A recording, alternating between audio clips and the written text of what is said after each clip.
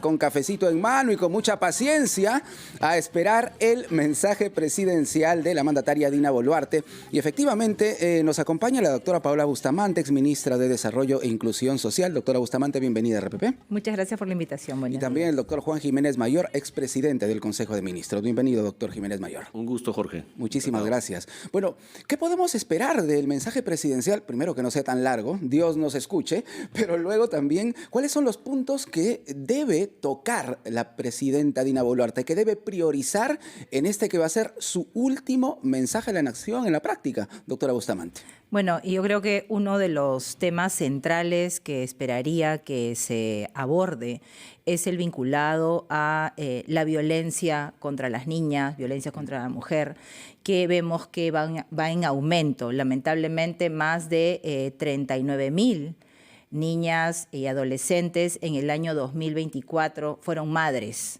¿Sí? Cuando hablamos de menores de edad que son madres, quiere decir que está directamente vinculado con abuso sexual muchas veces.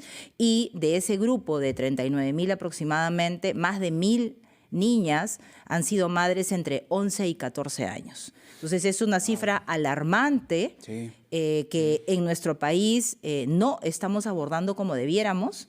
Creo que es algo que la presidenta debería de abordar, sobre todo teniendo en cuenta lo que está sucediendo en las instituciones públicas. Vemos que el presidente de la Junta Nacional de Justicia tiene una sentencia por violencia contra su ex esposa. El presidente del Congreso ahora, ¿no?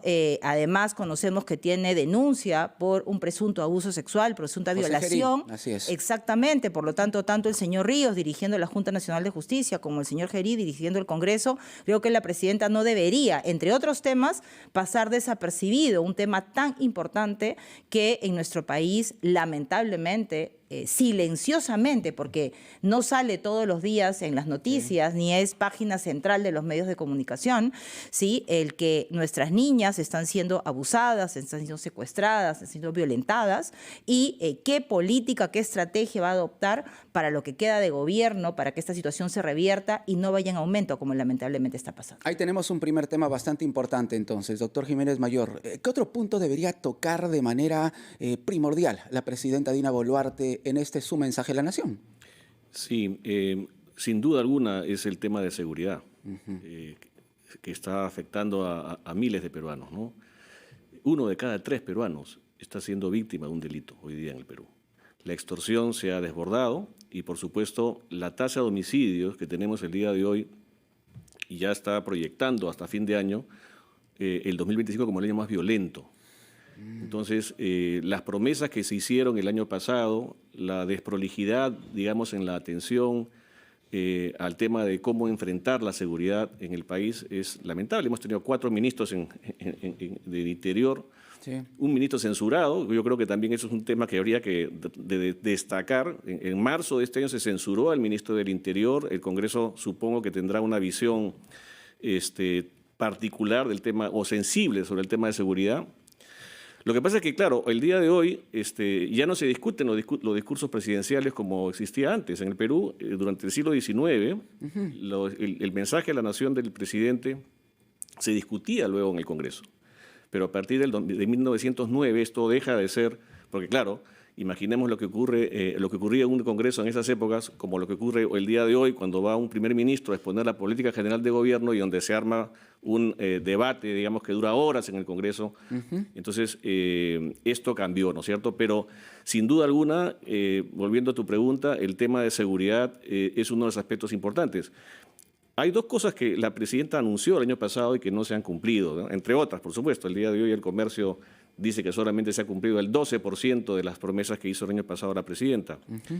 Una de ellas es el hospital de Arequipa, que se estableció el estudio de preinversión. Hasta ahora no se pone ni siquiera la primera piedra. De hecho, que si hacemos memoria, doctor Jiménez Mayor, la presidenta ofreció hasta 5 hospitales de alta complejidad, ¿no?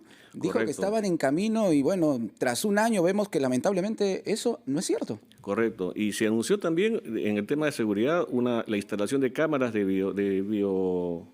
biométricas, ¿no? Para detectar a personas requisitoriadas en los centros comerciales, y creo que no se ha puesto ni una. Entonces, hay una, digamos, una cuestión de pendientes, ¿no es cierto?, en las promesas.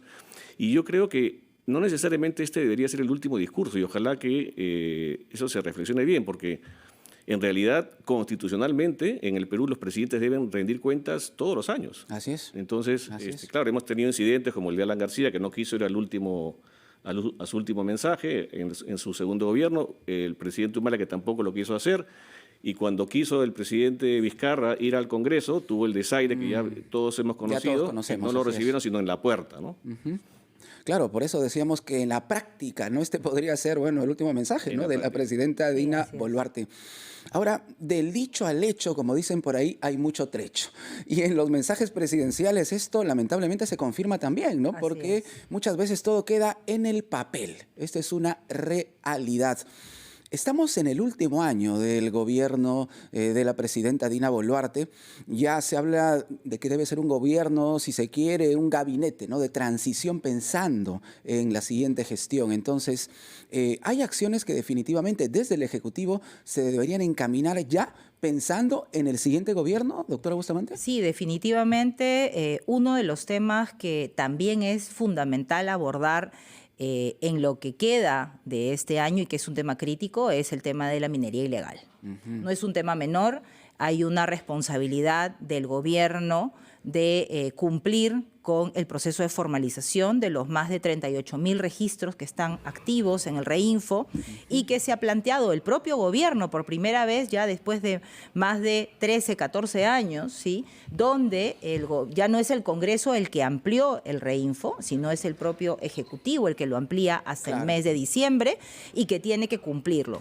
Este es un tema que no se va a culminar probablemente solo en esta gestión gubernamental. Sabemos que hay un proyecto de ley para la minería, para la formalización, pero también para la pequeña minería y minería artesanal, donde debiera dejarse claro el proceso de cómo se va a avanzar con los pequeños mineros y mineros artesanales que quieren formalizarse y comenzar su actividad, y más bien el tema de la formalización de la minería informal, valga la redundancia, debe ser un tema absolutamente excepcional y debiera trabajarse de esa manera. Claro, creo que aquí sí. tendríamos que reconocer minería informal, minería artesanal. Pequeña minería y exactamente, la y lo ilegal, que es distinto. Minería ilegal, que tiene que ver con varios delitos, ¿no? Trata de personas, crimen organizado y muchos más. Y ahí, Jorge, solo un apunte. Sí creo que es importante saludar la decisión del gobierno de haber retirado los 50.000 registros de Reinfo, ¿sí? Eso creo que es una decisión importante. Pero creo que también es importante saber que esa es una decisión que parte desde el Ministerio de Energía y Minas y dice, bueno, este registro hay que depurarlo y sacan 50.000 registros. Esos 50.000 registros que salen inmediatamente se convierten en ilegales. Eso quiere decir que hay 50.000 registros que ya no están en el Reinfo, Sí, claro, pero que son claro. zonas declaradas donde hay minería ilegal ahora y que le toca a la policía, es decir, al Ministerio del Interior, trabajar de la mano con la Fiscalía y el sistema de justicia para que efectivamente se persiga ese delito. Y es un tema que no es menor y va a trascender seguro al próximo gobierno. Claro, y doctor Jiménez Mayor, realmente esta mesa de diálogo que se viene entablando con los representantes de los mineros artesanales, ¿tiene posibilidades de conducir al país a un acuerdo o en todo caso a varios acuerdos sobre el futuro de la minería? ¿Hay buenas opciones para ello? Bueno, todo está en ver efectivamente qué es lo que quiere hacer el gobierno con el tema de la minería ilegal.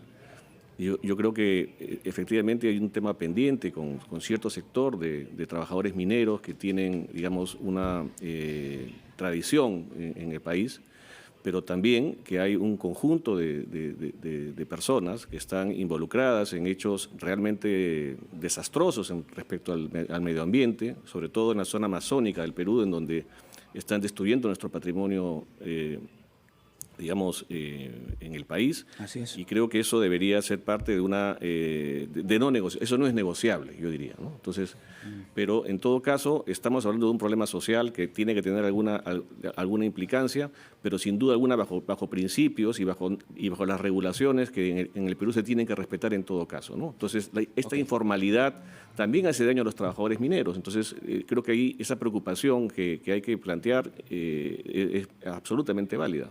Correcto, vamos a continuar conversando con nuestros invitados, la doctora Paola Bustamante, ex ministra de Desarrollo e Inclusión Social, el doctor Juan Jiménez Mayor, expresidente del Consejo de Ministros, pero ahora retornamos